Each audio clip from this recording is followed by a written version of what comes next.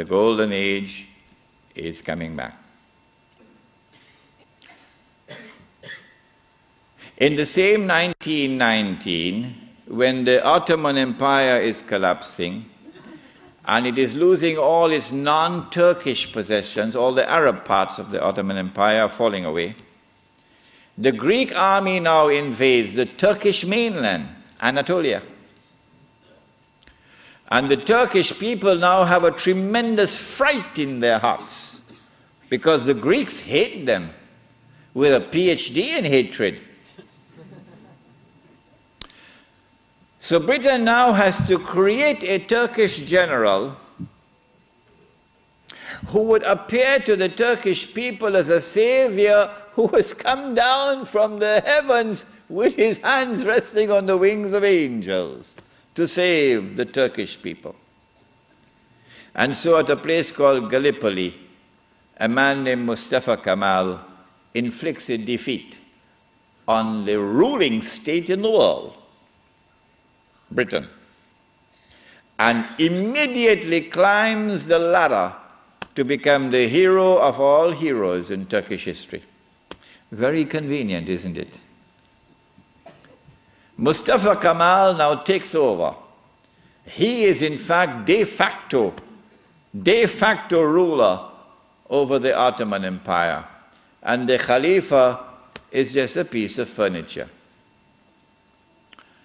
In 1920, I think, or 21, there was a big treaty, negotiations in Versailles, and from this emerged now the Turkish Republic, which replaces the Ottoman Islamic State.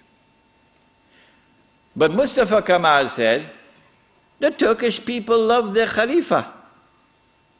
So if Europe could have a pope, why can't we have a pope too? This was simplistic thinking on the part of Mustafa Kemal. If the Europeans could have a pope, well, so too can we. So the new Turkish government of Mustafa Kemal decided to take the Khilafah and remove from it all political authority and make the Khalifa the equivalent of the Pope. This was 1922. And things were going fine for him. Turkish people were happy. Khilafah is still there. And the leadership of the revolution in Turkey were very happy because we have a secular state now, modeled after the European state. But in 1924, on the 3rd of March, suddenly Britain demanded, of course, this is secret, they wouldn't reveal it, Britain demanded of Mustafa Kemal that he must abolish the Khilafah. The demand came from Britain. And on the 3rd of March 1924, the Turkish Republic abolished the Khilafah. The question we have to ask is, why did they do it when there was no need to do it? Nothing. It represented no threat whatsoever to the secular Turkish Republic. The answer for the abolition of the Khilafah on the 3rd of March 1924 is located in a place called India. But even the Indian scholars of Islam are not aware of it. Even they are not aware of it. When the attack on the Khilafah was taking place in the 1916, 17, 18 period, then Indian ulama, at that time the Indian Muslim community was one of the most influential Muslim communities in the world. And the Indian Muslim community was led by leaders who knew Islam and lived Islam. Men like Maulana Muhammad Ali Jawhar, Maulana Shaukat Ali, Maulana Sayyid Sulaiman Nadwi, Mufti Kifayatullah, men who knew Islam and lived Islam. And they wanted to get rid of British imperial rule in India, so that when they got rid of the British, they could restore Islamic rule over Muslims. That's all they wanted. Get rid of the British and restore Islamic rule over Muslims. And they realized that they could mobilize the Muslim masses of India over this issue of the Khilafah, because everybody loved the Khilafah.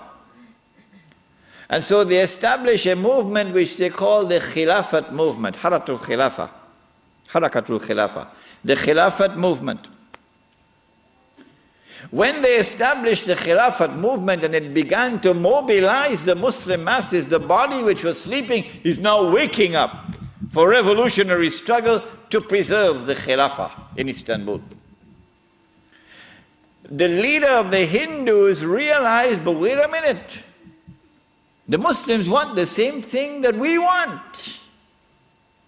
We also want, the Hindus, we want to get rid of the British, and we want to restore Hindu rule over the Hindus. So there's a conversion of interest here. So Gandhi, who later became known as Mahatma Gandhi, Gandhi approached the leadership of the Khilafat movement and he said to them, listen, the same thing you want, the same thing I want. So why don't we join forces? Will you allow me to join the Khilafat movement? And guess what the leadership of the Indian Muslims did? It was revolutionary theory on their part, and we praise them tonight. They admitted, they accepted the offer of Gandhi, and they formed an alliance. And so the Khilafat movement in India now became a Hindu-Muslim alliance for the purpose of getting rid of British rule.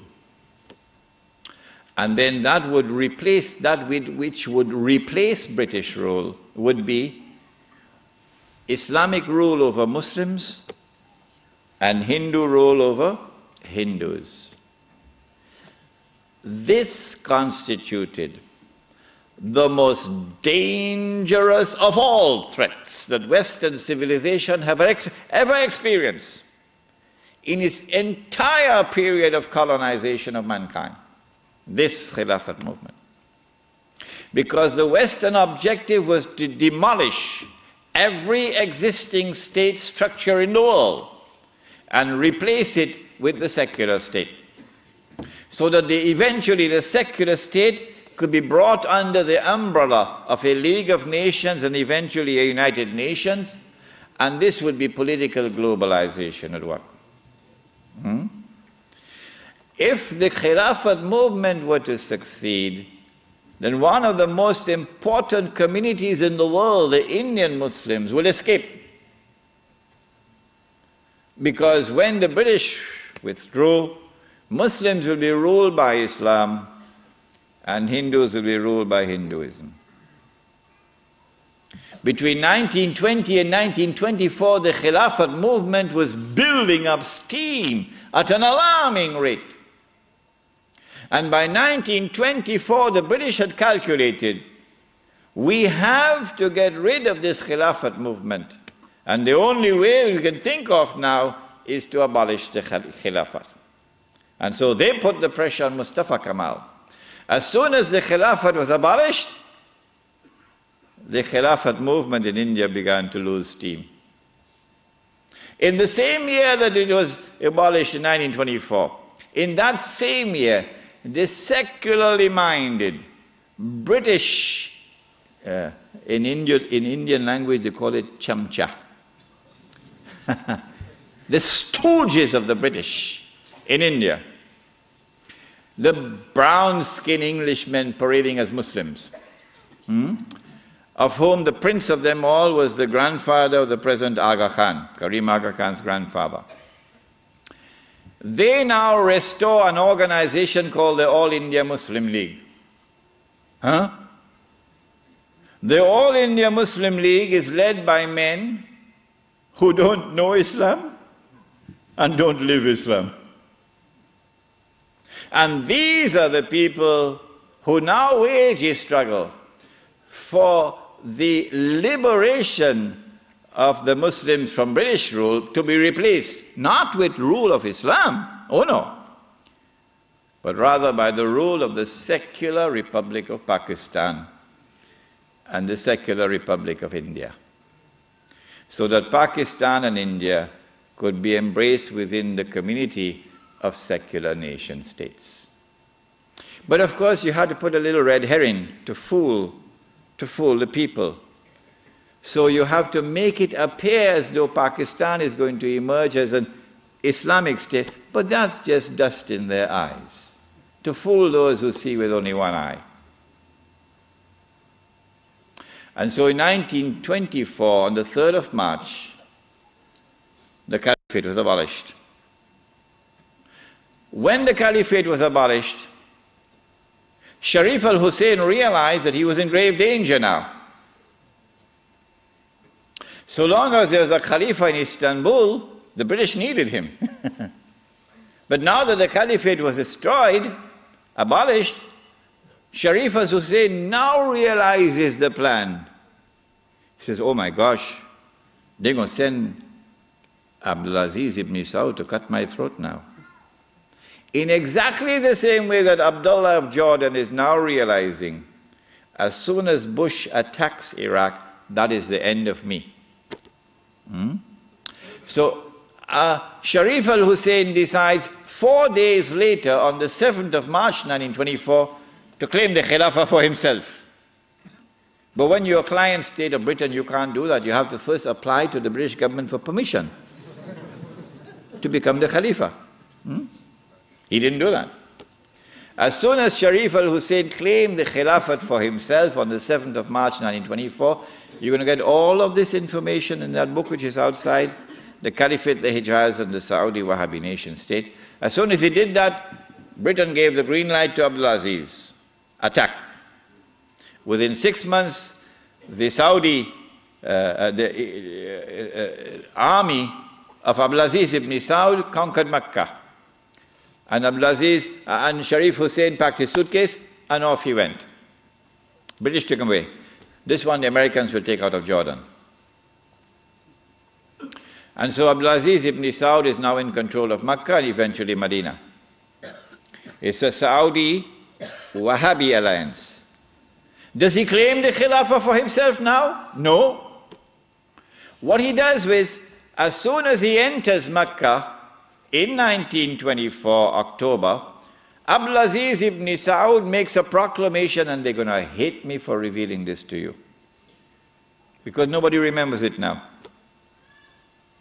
The proclamation which he makes is that this land belongs to the entire Ummah. This land belongs to the entire Ummah. I wonder how a Pakistani or a Bengali Muslim will feel when he hears that, and he's been rounded up like dogs, stray dogs, and put on trucks because he's overstayed his visa, while white-skinned Americans and British are treated like princes in the Holy Land. How will a Pakistani or Indian or Bangladeshi feel? This land belongs to the entire Ummah. And it is for the Ummah, not for Abdulaziz ibn Saud, for the Ummah to establish the government which will rule over this land. That is his proclamation in 1924. But in cricket it's called playing for time. He did this because in April of 1924, Al-Azhar University had responded to the Turkish abolition of the Khilafah. What did they do? Al-Azhar University declared that this was bid'ah and haram to abolish the Khilafah. And therefore we must respond to it.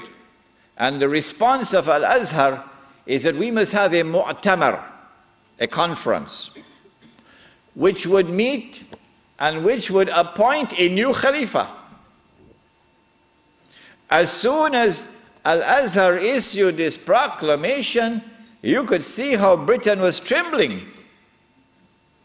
The British government can't digest their food now. They've got to plan some counter strategy to the initiative of Al-Azhar University. The counter-strategy is that Egypt is itself not a free country. It may appear free, but Britain really has control over Egypt. So Britain puts pressure on King Fuad, the father of King Farouk. You're too old to hear about, you're too young to know about this. And King Fuad is now putting pressure on Al-Azhar to hold back on this conference. So for 2 years, the conference can't take place. 2 years because of British pressure. The conference finally takes place in June, July of 1926. But Britain uses another counter strategy. She gets Abdulaziz ibn Saud in Mecca to also convene a conference of the world of Islam in Mecca at the time of the Hajj, which is May of 1926.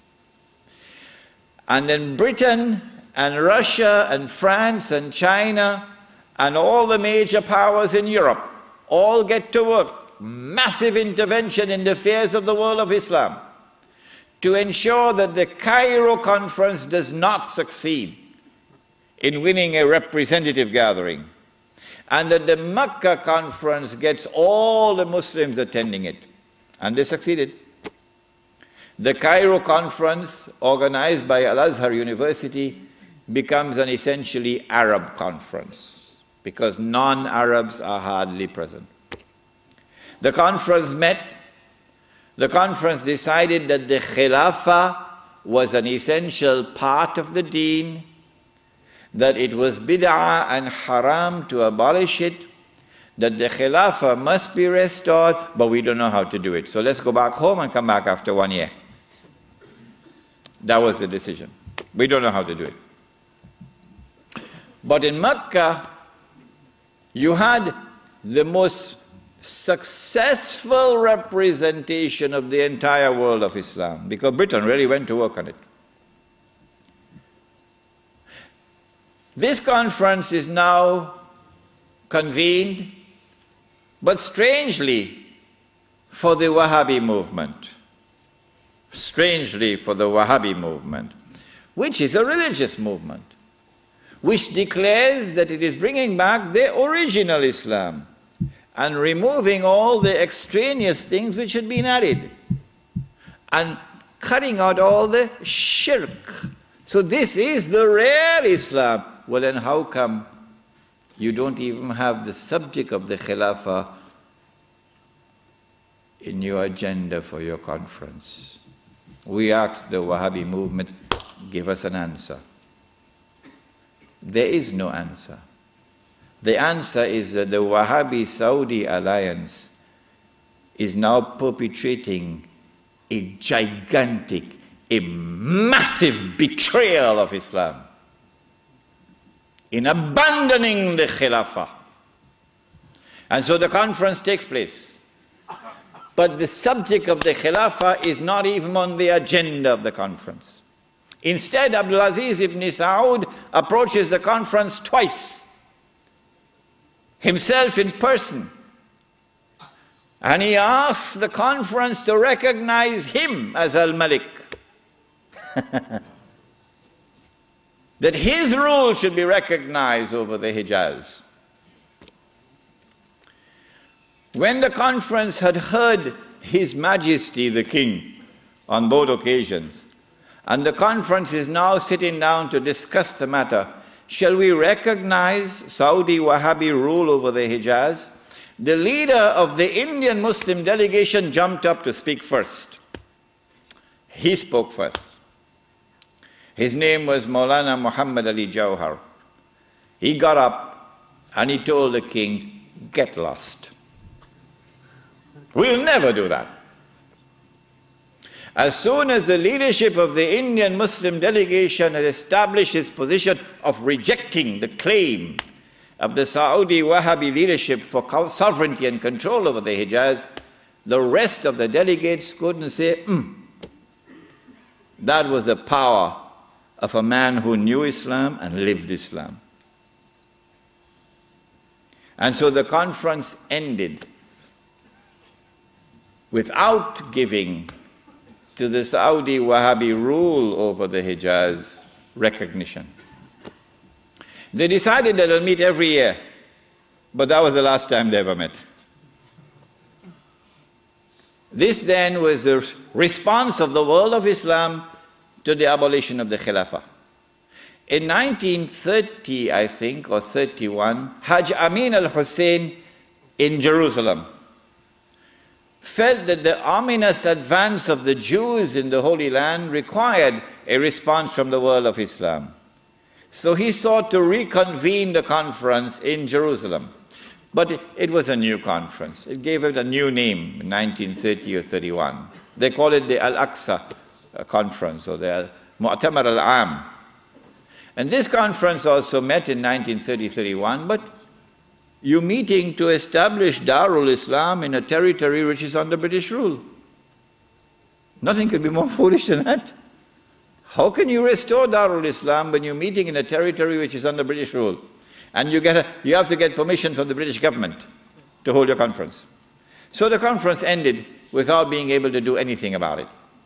Since then to this day, there has been no effort, no significant effort on the part of the world of Islam to restore the Khilafah. Why? Simple. Because you cannot restore the Khilafah unless and until you can liberate the Hijaz, Makkah and Medina.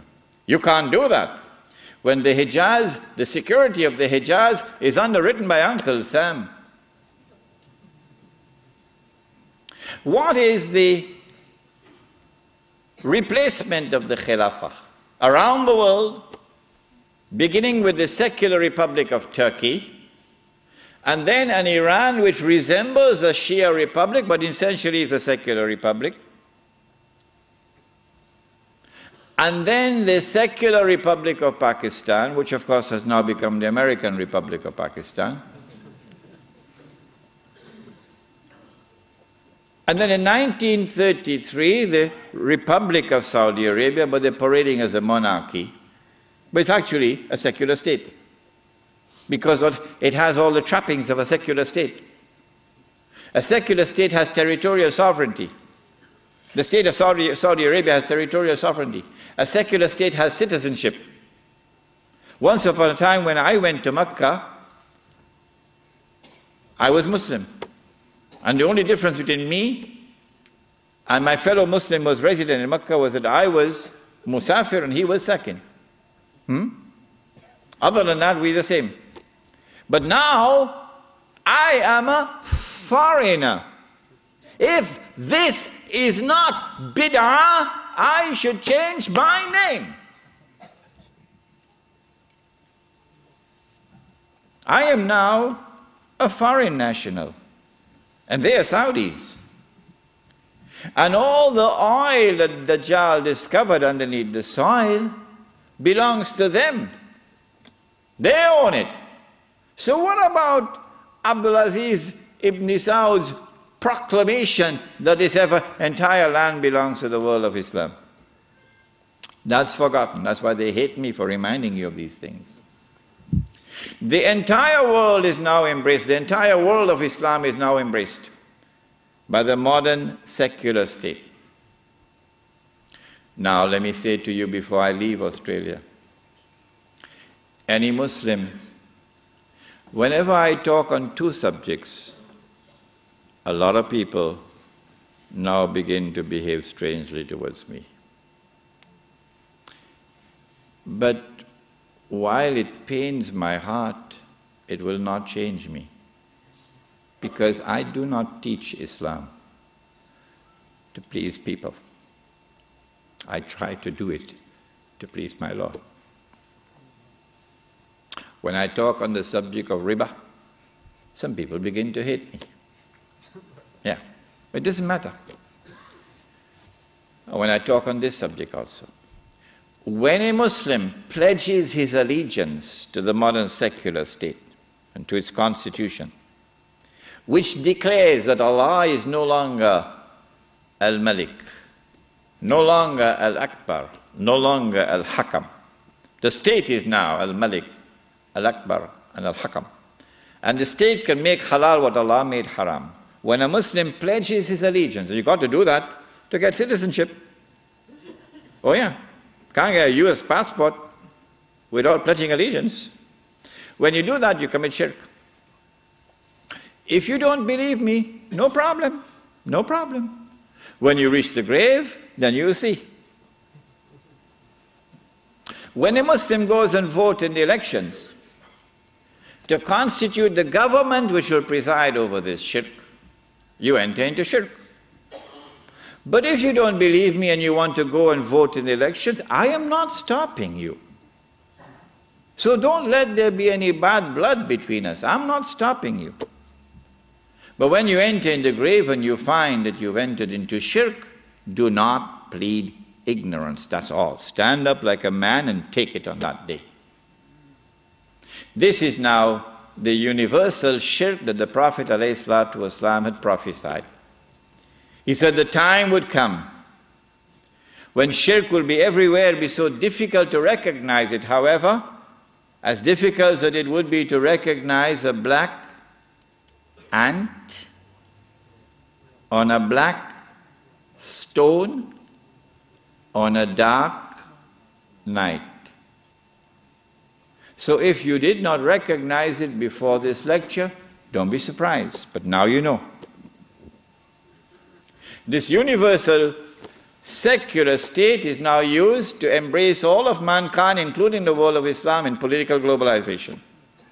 So that eventually you have one government over all of mankind, eventually the Jews will now rule the world using that structure. That's about to happen. We already made significant progress towards that day. When you read this book, Jerusalem in the Quran, which I believe is the first and only book on the subject, because you couldn't write this book before 1948. Nobody could write it before 1948. Not in 1400 years of this history. In fact, it was difficult to write this book in 1948. It's easy to write it now, but difficult to write it at that time. When you read this book, then you'll understand why it is I say that we are now located at that moment in time when one ruling state is about to give way to another, that the state of Israel is about to replace the United States as the ruling state in the world. When Israel takes over from the United States with that big war which is about to take place, and the American economy collapses and the US dollar collapses and all the paper money in the world collapses, and this is going to be my lecture next Wednesday, inshallah, on Islam and the international monetary system, please come to it. Then we see that transfer of power. Israel takes control of the oil, for example, of the Middle East. When Israel becomes the ruling state in the world, then the Jews will say, the golden age has come again. The prophecy is being fulfilled.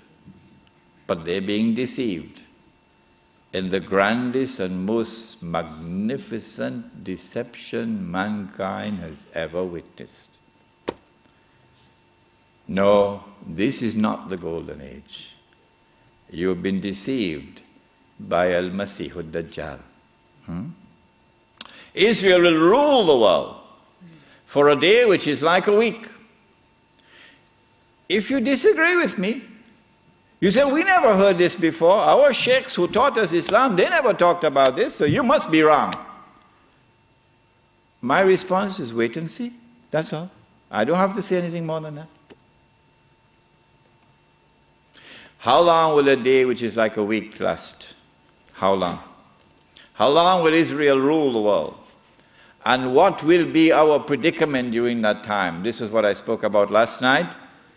You cannot establish Islam at the macro level, so go ahead and establish at the micro level. The jihad is already in force to liberate the Holy Land. No one can stop that jihad. No one can stop it. The jihad is already in force to liberate the territory from where the army will come, from Khorasan. No one can stop that jihad. When you see that army coming from Khorasan, the Prophet said, go and join that army, even if you have to crawl over ice. Because no one will be able to stop that army until it reaches Jerusalem. When a day which is like a week has come to an end, and we will know that because the water in the Sea of Galilee would have dried up. That is the time when these events are now going to take place. The advent of Imam Al-Mahdi, Dajjal appearing in a day which is like our day, so we'll see him as a Jew, etc., and the Son of Mary coming down. There are some of you who have become a bit uncomfortable with my statement that I said it would be perhaps within the next 50 years. And I went on to say, I can be wrong. If this statement is uncomfortable to you, I can make another statement which means exactly the same thing. Exactly the same thing. I can say that I expect the Sea of Galilee to dry up in about 50 years. I hope you'd have no objections to that. Huh? But it's the same thing. Because it is when the water in the Sea of Galilee dries up that the Son of Mary will come back down. Go and read your Sahih Muslim. It is at that time, and go and notice the water level in the Sea of Galilee now.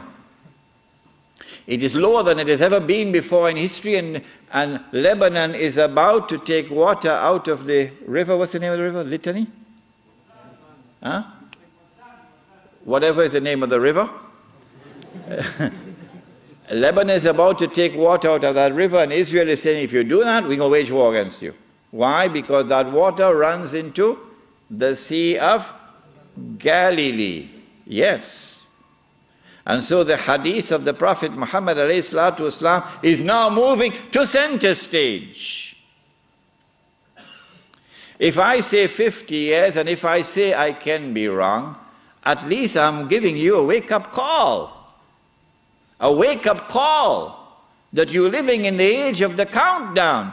So don't be fighting each other over chicken feed. That's what you're doing. In South Africa in particular, the ulama fighting with each other. Sectarian conflicts over chicken feed. While this hugely important subject is so far away from them, it is unbelievable.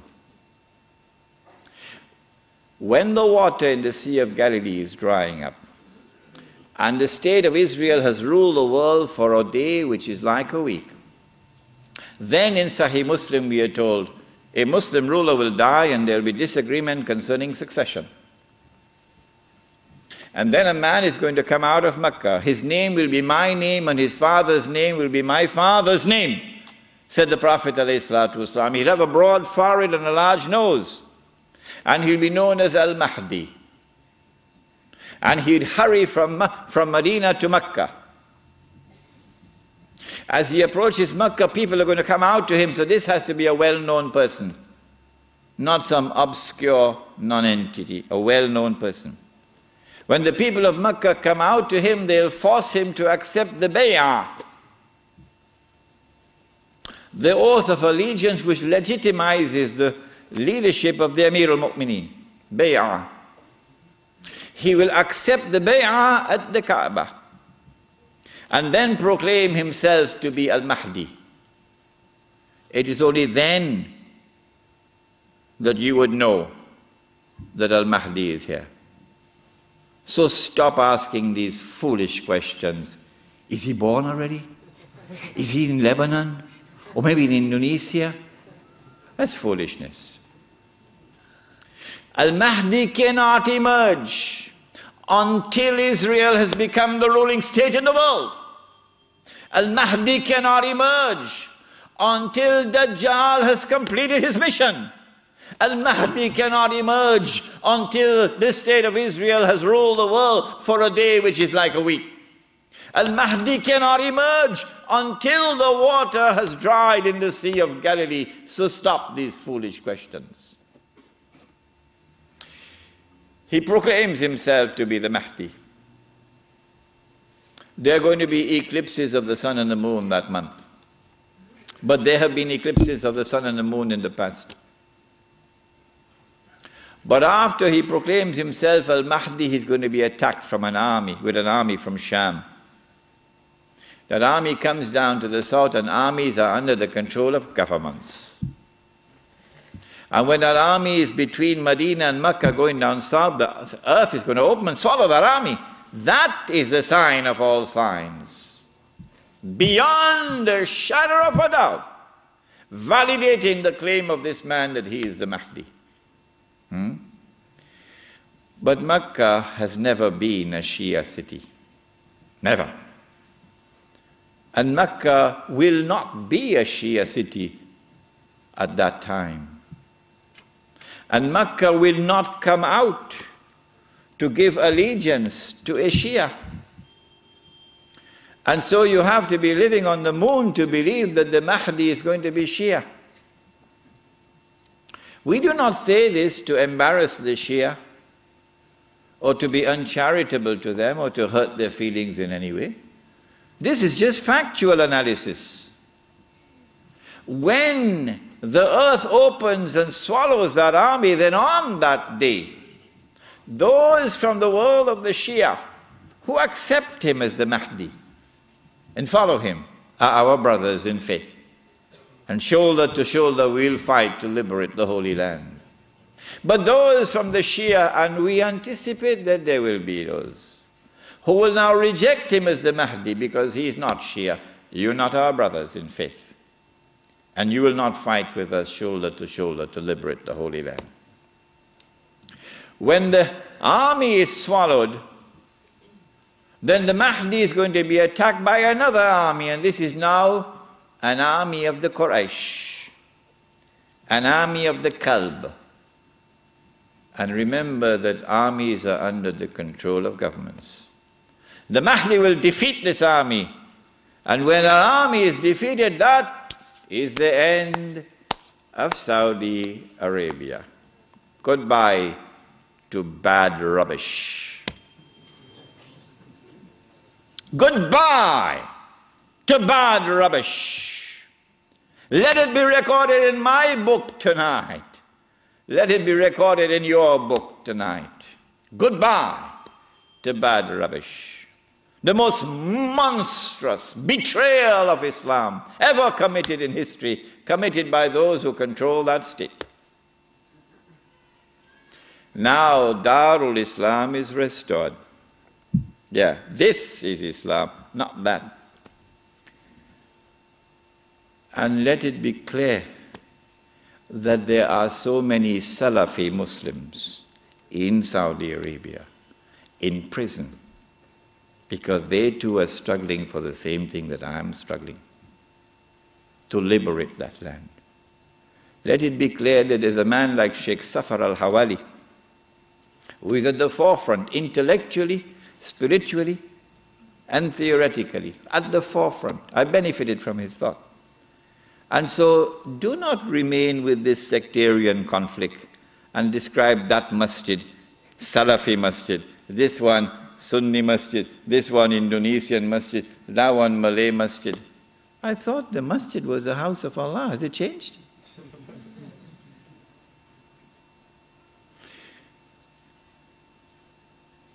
When Darul Islam is restored in the Arabian Peninsula, this is now the most dangerous and potent of all threats to the state of Israel.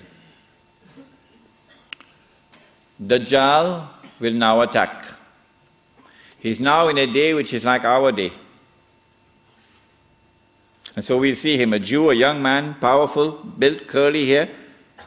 But I'm not saying anything about his eyes because you understand the hadith about the eyes now.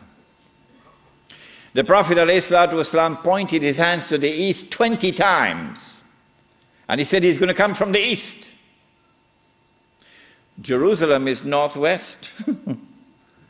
When Israel attacked Jamal Abdel Nasser, although Israel is to the east of Egypt, Israel attacked from the west and destroyed the Egyptian Air Force on the ground in the 6-day war.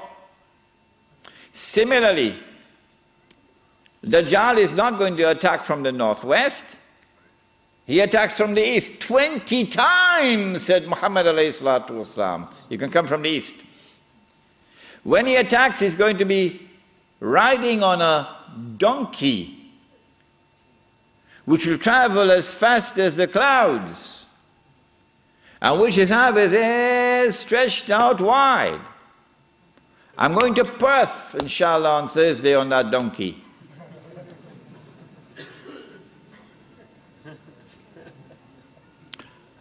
And so we're talking about fighter aircraft. And east of Medina and Mecca is the Saudi Air Force Base, which is now also an American Air Force Base in Dhahran. As they attack Mecca and Medina, the angels defend Mecca and Medina. This is there in Sahih Muslim. And the attack is diverted to Damascus. And then the confrontation takes place. Dajjal is outside and the Imam is inside the masjid. And now history repeats itself.